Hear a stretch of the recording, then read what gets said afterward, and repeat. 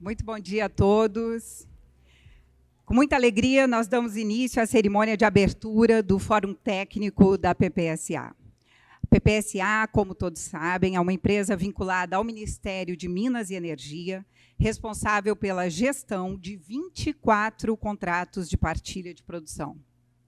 Também atua, em nome da União, na celebração de acordos de individualização da produção que envolvam áreas não contratadas e na comercialização das parcelas de petróleo e gás que pertencem à União. 2024 foi um ano de muitas realizações. Temos a satisfação de encerrar este ano com mais de 9 bilhões arrecadados para o Tesouro Nacional. E são recursos que beneficiarão diretamente toda a sociedade brasileira. Para coroar este ano, realizamos hoje o nosso fórum com a casa cheia, com muita satisfação. Como já virou tradição, todo final de ano reunimos as lideranças do setor para trocar ideias sobre temas relevantes para toda a nossa indústria. Nesta edição, nós vamos discutir o futuro do pré-sal e as perspectivas de desenvolvimento dos projetos de petróleo e gás natural, vejam bem, para os próximos 10 anos. Bom, então, neste momento, eu queria agradecer a presença de todos os nossos palestrantes que estarão conosco aqui durante todo o dia. Alberto Ferrin, presidente da ExxonMobil Brasil, Heloísa Borges, diretora de Estudo de Petróleo, Gás e Biocombustíveis da EPE, Juan Guerroa, presidente da Sinuk Brasil, Paula Pereira da Silva, Country Manager Brasil da Galp Brasil, Alan Bush, diretor comercial da Tecnip FMC, João Carlos de Araújo, gerente-geral de implantação de projetos de desenvolvimento da produção da Petrobras, Luiz Bispo, superintendente de segurança operacional da ANP, também Pedro Rabelo, gerente de operações da Subsea 7, Vinícius Carvalho, gerente de operações da Equinor, Guilherme França, superintendente de comercialização da PPSA, Bruna Lira, geóloga da Veridien, Eduardo Libon, geocientista de exploração da Veridien, Ildeson Prates Bastos, superintendente de avaliação geológica e econômica da ANP, Jair Rodrigues, coordenador de Geociências de Exploração da PPSA, e Juliana Santos, geocientista da TGS. Bom, também agradecemos a presença do secretário de Petróleo e Gás Natural do Ministério de Minas e Energia, Pietro Mendes. Também dos membros do nosso Conselho de Administração e Fiscal e do Comitê de Auditoria, dos nossos diretores Tabita Loureiro, Evamar Santos e Samir Awad, dos profissionais das empresas parceiras da PPSA nos contratos de partilha, dos profissionais das demais empresas do mercado, da nossa equipe, da imprensa e de todos que colaboram conosco nesta jornada. Agradecemos também aos que estão participando remotamente, acompanhando a transmissão ao vivo pelo YouTube, no canal da agência Eixos. Então, para dar início ao nosso fórum, convidamos ao palco o senhor secretário de Petróleo e Gás Natural, Pietro Mendes.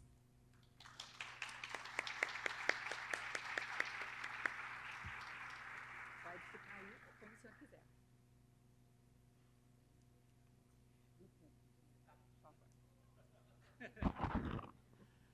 Bom dia a todos. Primeiro, falar aqui da satisfação pelo convite, Tabita, Samir, Evamar, de estar nesse fórum técnico tão importante, tão relevante, nesse cenário que a gente vive de transição energética e de segurança energética. Vou aproveitar aqui para fazer um balanço desses últimos 2 anos, do que a gente tem feito, quais são os desafios e como o Ministério de Minas e Energia, sob liderança do ministro Alexandre Silveira, tem buscado compatibilizar o desenvolvimento da indústria de óleo e gás nesse cenário desafiador de mudanças climáticas.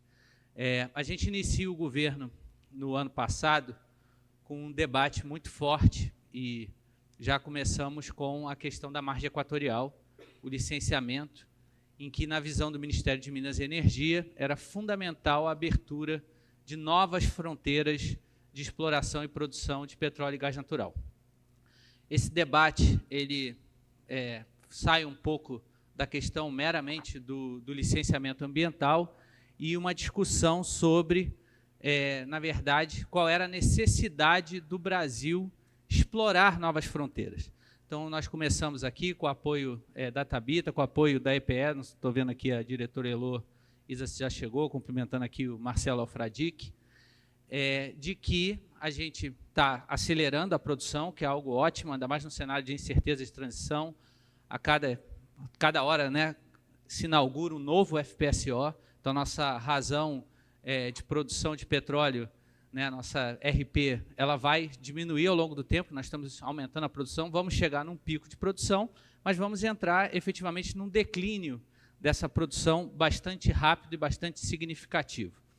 E nesse contexto, surgem os debates de todas essas políticas que estão sendo implementadas, e aí a gente vê uma dicotomia, né, acho que hoje ou ontem saiu no jornal, de que o lobby do petróleo está atrapalhando a transição. E nenhum país tem feito, um país de dimensões continentais, com o tamanho que a população brasileira tem, um esforço tão grande em termos de transição energética, né?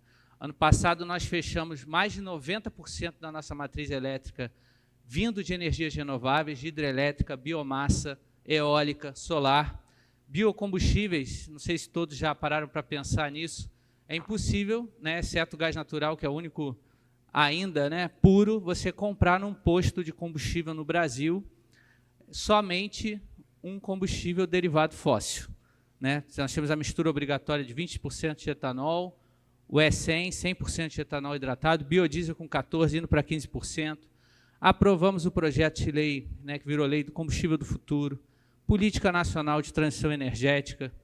Fizemos aqui no G20, pela primeira vez, depois de 3 anos, a assinatura de uma declaração ministerial com mais de 40 ministros de energia do mundo todo, com 3 pilares que o Brasil liderou no setor energético: financiamento climático, a questão do reconhecimento dos combustíveis sustentáveis como uma das estratégias relevantes para a questão da descarbonização. A gente sabe que tem uma controvérsia, em particular, com países do hemisfério norte, do reconhecimento do papel da bioenergia e um aspecto social da transição energética justa e inclusiva, de não deixar ninguém para trás.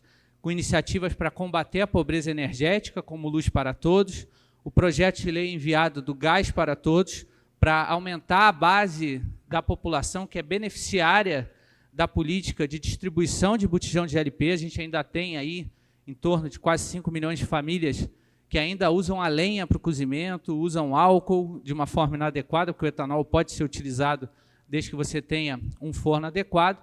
Então, estamos avançando na transição, estamos avançando no combate à pobreza energética, e aí nós solicitamos à empresa de pesquisa energética que fizesse uma avaliação à luz de todas essas políticas públicas, quando que a gente enxergaria no Brasil um pico da demanda de petróleo.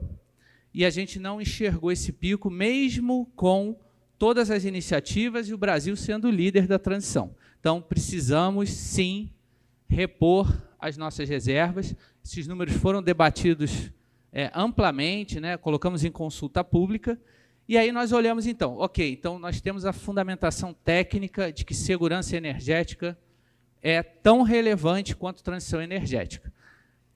Quando nós olhamos para as nossas iniciativas, nós conseguimos, né, depois de bastante tempo, a Thabita participou lá da reunião do Conselho Nacional de Política Energética, voltar a incluir blocos de petróleo dentro da oferta permanente. Avançamos agora, recentemente, com a inclusão de 91 blocos, assinatura de 3 manifestações conjuntas do Ministério do Meio Ambiente com o Ministério de Minas e Energia, para a inclusão de 91 blocos.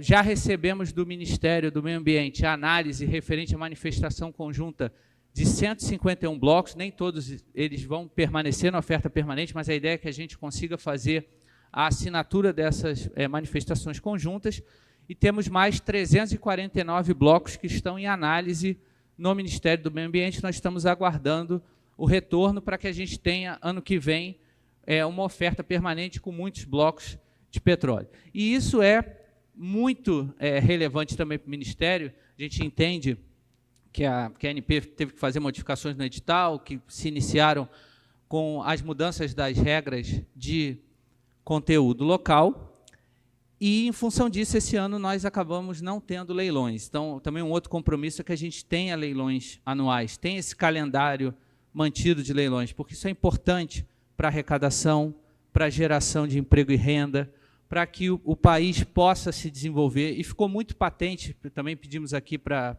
a PPSA, no caso do Campo de Mero, né, que tinha uma dependência de anuências ambientais, a gente solicitou que a PPSA calculasse quanto de arrecadação governamental nós iríamos perder se 5 poços não fossem conectados até o final do ano. Nós estimamos, na época, que a perda seria de 6,2 bilhões de reais por ano para a União, para os estados, para os municípios, o que mostra assim, o impacto, né, quando a gente está nessa discussão de equilíbrio fiscal, necessidade de arrecadação, a importância e a relevância do setor de petróleo. Também esse ano é muito marcante, porque o petróleo assume o primeiro lugar na exportação, na balança comercial, e nós sabemos que isso precisa ser mantido, e para que isso ocorra é necessário avançar na exploração de novas fronteiras, e aqui, notadamente, a margem equatorial é onde temos aí a expectativa. A empresa de pesquisa energética fez um estudo volumétrico estimando em torno de 6 bilhões de barris as reservas lá. Todos aqui somos do setor, sabemos que precisamos perfurar para confirmar, mas existe uma série de indícios de que aquela área é uma área promissora, que o Brasil pode dar mais um salto significativo na produção de petróleo, que é fundamental para o desenvolvimento do meio ambiente, a educação e a saúde. Quando a gente olha o Fundo Social, são uma série de políticas públicas que podem ser desenvolvidas a partir da arrecadação do pré-sal, que agora a gente vai ter aumento da produção. Então, por exemplo, o programa Gás para Todos, ele está ancorado numa estimativa de crescimento da receita do Fundo Social. Então, é muito relevante. Agora a gente vai olhar assim, um pouco a questão do gás natural. Tivemos avanços significativos no gás, com o gás para empregar. Aprovamos também uma resolução no Conselho Nacional de Política Energética, que a PPSA pode contratar o sistema de escoamento, o sistema de processamento, para que no ano que vem nós possamos vender o gás da União, não na cabeça do poço, mas após o tratamento. Então, a PPSA tem trabalhado nesse acesso ao sistema de escoamento e sistema de processamento, que precisa acontecer em valores, uma remuneração justa e adequada, para que esse gás natural possa chegar a um preço competitivo, o gás natural da União. Recentemente, o ministro Alexandre Silveira assinou um MOU, e hoje mesmo já tem uma notícia nova de outro comercializador adquirindo gás natural de Vaca Muerta, para que possamos trazer essa fonte de gás aqui da América do Sul, que é fundamental para a industrialização do Brasil, ter preço de gás natural competitivo. Então, esse mercado ele já está se desenvolvendo, e dentro desse memorando de entendimentos, a nossa ideia é que nós avaliamos 4 rotas em termos de gasodutos, mas também a exportação desse gás natural de Vaca Muerta via GNL, e tentando aí tirar os problemas, os entraves no que se refere ao aspecto político e regulatório, para que tenhamos a comercialização do gás natural de Vaca Muerta aqui no Brasil, aumentando a oferta de gás e aumentando seu desenvolvimento. Também temos apoiado, no âmbito do Programa de Aceleração do Crescimento, o PAC, o projeto RAIA, né, o Ministério de Minas e Energia levou o operador para a reunião junto à Casa Civil, para priorizar, junto ao IBAMA, o licenciamento ambiental. Tivemos recentemente a cerimônia de lançamento dos dutos, é uma oferta adicional de gás natural muito relevante. O projeto Sergipe Águas Profundas, que também entre em produção o quanto antes.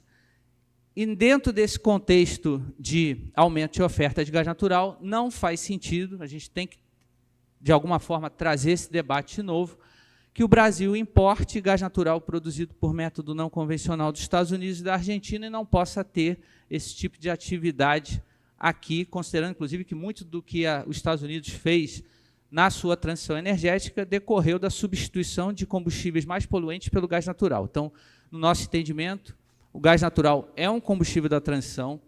Nós defendemos isso junto à taxonomia, né, que está sendo conduzida pelo um comitê gestor, mas liderado pelo Ministério da Fazenda, que o gás natural seja reconhecido como um combustível de transição. Quando tivemos, por ocasião da aprovação da nova lei das debêntures incentivadas, foi uma luta muito grande do ministro Alexandre Silveira para que pudesse ocorrer emissões de debêntures incentivadas também para projetos de gás natural, porque inicialmente não seriam contabilizados. Então, nós entendemos que o gás tem um papel muito relevante nesse cenário de transição energética, apoiando, por exemplo, corredores de GNL para substituição de óleo diesel, gás natural como matéria-prima. Então, é uma pauta muito relevante no âmbito do programa Gás para Empregar. Em termos de conteúdo local, nós aprovamos no final do ano passado uma resolução do CNPE que aumentava o conteúdo local com base em dados do painel dinâmico da ANP, aproveitando complementar a ANP aí na figura do superintendente Luiz Bispo. E com esses dados do que a indústria nacional conseguia fornecer, nós propusemos um aumento desses índices de conteúdo local. Trabalhamos ativamente pela supressão de uma emenda que foi colocada no projeto de lei na Câmara dos Deputados, que colocava em lei uma série de disposições relacionadas a conteúdo local, que nós entendemos que tem que ficar no âmbito do Conselho Nacional de Política Energética, porque isso é algo extremamente dinâmico para a gente não cristalizar isso em lei, e aí depois qualquer tipo de alteração nessa política depender de uma alteração legal. Então, trabalhamos ativamente para que isso permaneça como uma atribuição do Conselho Nacional de Política Energética. E aprovamos esse ano, né, quer dizer, enviamos para o Congresso uma medida provisória de depreciação acelerada para que haja a construção de navios tanque no Brasil. Né, um crédito de 1,6 bilhão de reais. Esse crédito, né, no momento que é incorporado ao patrimônio esse navio tanque, essa depreciação acelerada permite que, ao invés de 20 anos para que seja depreciado, isso seja depreciado em 2 anos. Publicamos o decreto regulamentador, estamos na pauta da resolução do CNPE, a reunião do CNPE no dia 10 de dezembro.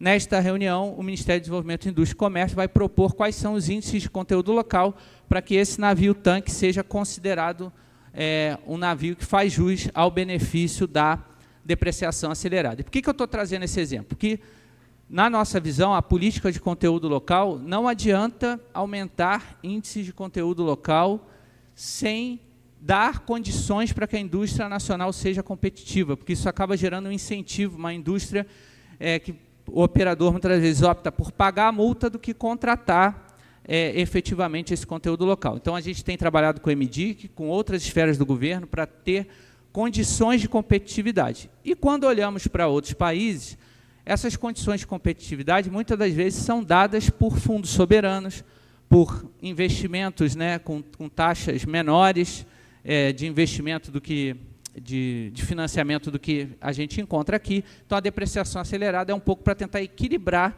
a competitividade da indústria nacional com a indústria no exterior. Também, com relação à parte de petróleo, né, nós queremos incluir mais blocos na oferta permanente de partilha, é uma resolução do Conselho que nós estamos submetendo para também aumentar mais um pouco aí a oferta de blocos e ter um grande leilão, tanto da partilha quanto da concessão no ano que vem. Temos preocupações e temos dialogado muito internamente do governo e com a sociedade que qualquer decisão relacionada ao futuro da indústria do petróleo tem que ser precedida, né, por uma ampla discussão, com transparência, com consulta pública, porque, na nossa visão do Ministério de Minas e Energia, é uma indústria muito relevante para o Brasil, precisamos continuar investindo.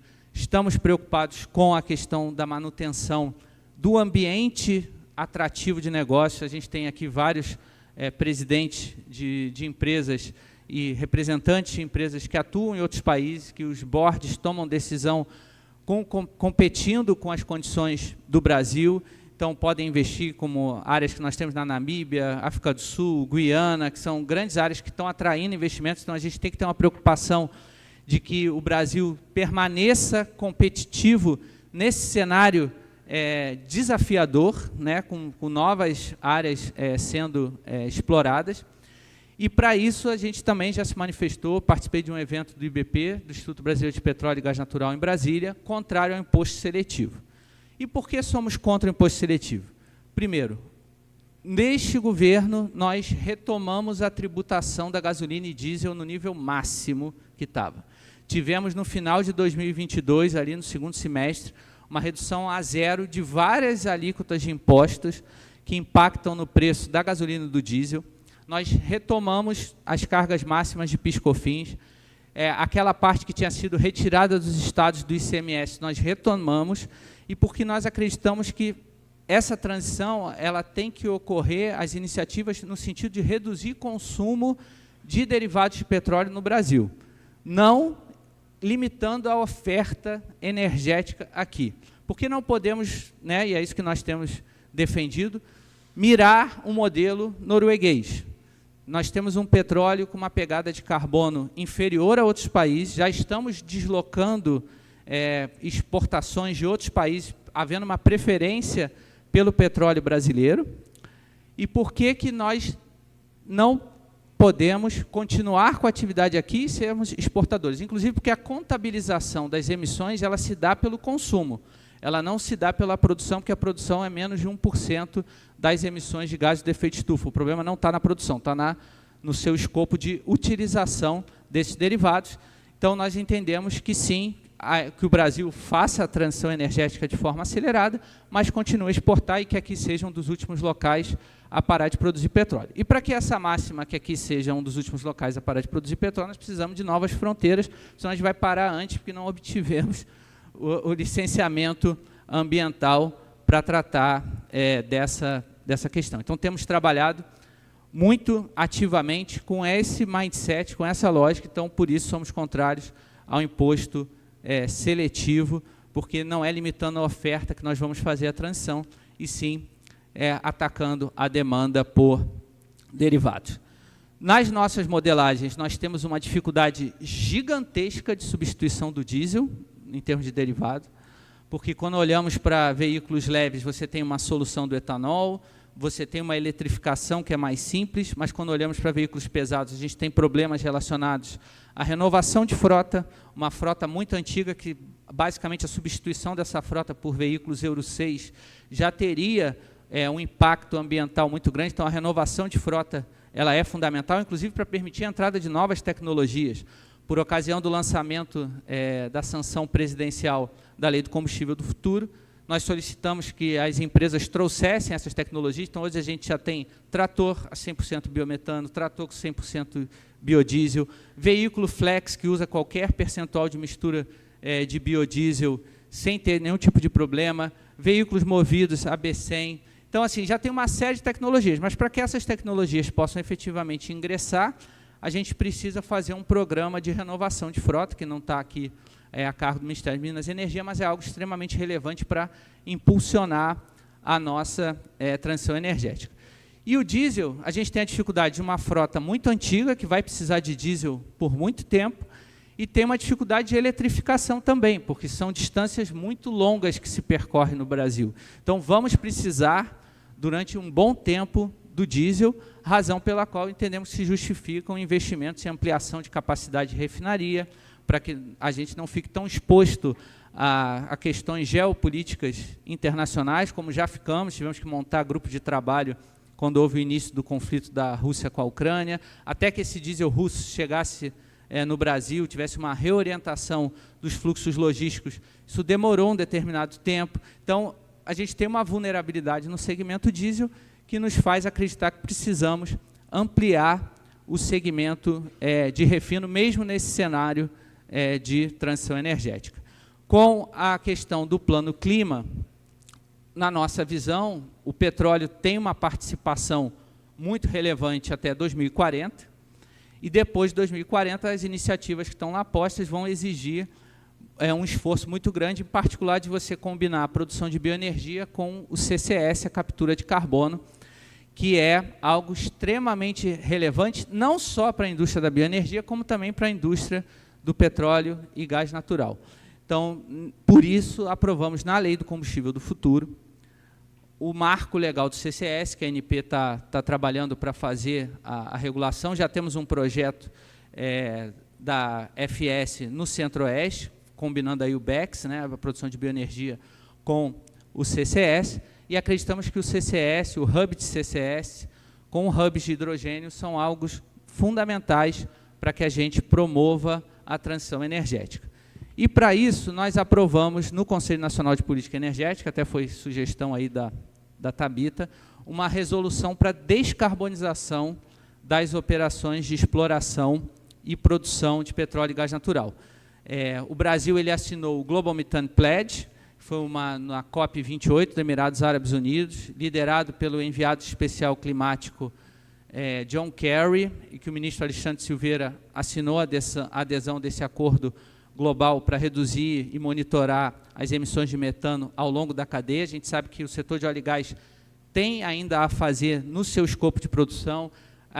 Recebemos com muita alegria e entusiasmo o projeto Raia, por ter essa plataforma moderna, em que a pegada de carbono é inferior a 6 kg de CO2 por barril de óleo equivalente. Então, podemos fazer ainda mais para manter o nosso petróleo como de baixo carbono, reconhecendo que outros países também estão buscando mecanismos para produzir petróleo com uma pegada de carbono menor. Então, precisamos continuar a estimular as iniciativas de descarbonização.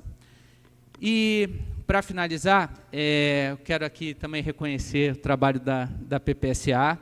O leilão esse ano foi um sucesso muito grande, e são nos detalhes, né, que a gente vê a diferença. E foi uma proposta que a PPSA levou lá para o Ministério de Minas e Energia, que apresentou também lá para a Secretaria Executiva, para o ministro, da precificação em função do Brent e não em função do preço de referência, que a gente sabe da instabilidade do preço de referência, que pode ser modificado pela Agência Nacional do Petróleo, Gás Natural e Biocombustíveis, o que levou a um resultado de arrecadação superior ao que nós esperávamos. E agradecer aqui também todas as empresas que participaram dessa competição, dizer que nós recebemos muito bem os investimentos estrangeiros, queremos criar esse ambiente cada vez melhor para que vocês invistam mais no Brasil e que levem essa mensagem aí para as matrizes, que nós entendemos que a gente precisa de um mercado plural, dinâmico, competitivo. Quanto mais investimento aqui, melhor, e que vamos continuar a trabalhar sob a liderança do ministro Alexandre Silveira para que tenhamos um ambiente de negócio atrativo no Brasil, com regras claras, com transparência, com previsibilidade e, fundamentalmente, competitivo globalmente. Obrigado.